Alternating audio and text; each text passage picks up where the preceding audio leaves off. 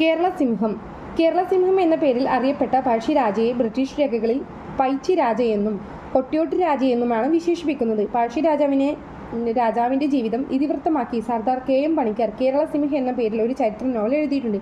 ബ്രിട്ടീഷുകാർക്ക് പിടികൊടുക്കാതെ തൻ്റെ വജ്രമോതിരം വിഴുങ്ങി പഴശ്ശിരാജാവ് ആത്മഹത്യ ചെയ്തു എന്നാണ് നോവലിലെ പരാമർശം. പഴശ്ശി കലാപങ്ങൾ. ബ്രിട്ടീഷ് ആധിപത്യത്തിനെതിരെ മലബാറിൽ നടന്ന ശക്തമായ ചെറുത്തുനിൽപ്പിന് നേതൃത്വം നൽകിയത് മലബാറിലെ കോട്ടയം രാജകുടുംബത്തിലെ കേരളവർമ്മ പഴശ്ശിരാജയാണ്. മൈസൂരിലെ ഭരണാധികാരികൾക്കെതിരെ ബ്രിട്ടീഷുകാർ സഹായിച്ചതിന് പകരമായി കോട്ടയം പ്രദേശത്ത് നികുതി പിരിക്കാനുള്ള അധികാരം ബ്രിട്ടീഷുകാർക്ക് പഴശ്ശിരാജയ്ക്ക് വാഗ്ദാനം ചെയ്തിരുന്നു. എന്നാൽ വിജയിച്ചതിനു ശേഷം വാഗ്ദാനം നിറവേറ്റാൻ ബ്രിട്ടീഷുകാർ തയ്യാറായില്ല. മാത്രവുമല്ല, വയനാടിന് മേൽ ബ്രിട്ടീഷുകാർ അവകാശവാദം ഉന്നയിക്കുകയും ചെയ്തു. ഇതിനെതിരെ പഴശ്ശിരാജ ജനങ്ങളെ സംഘടിപ്പിച്ച് ബ്രിട്ടീഷുകാർക്കെതിരെ പോരാടി. ചെമ്പൻ പോക്കർ, കൈതേരി അമ്പുനായർ, എടച്ചനൻ കുങ്കൻ നായർ, വയനാട്ടിലെ കുറിച്യ നേതാവായ തലക്കൽ ചന്തു എന്നിവരുടെ സഹായത്താൽ പഴശ്ശി ശക്തമായ ഒളിപ്പോർ നടത്തി. പോരാട്ടത്തിനിടയിൽ 1805 നവംബർ 30 പഴശ്ശിരാജ വധിക്കപ്പെട്ടു.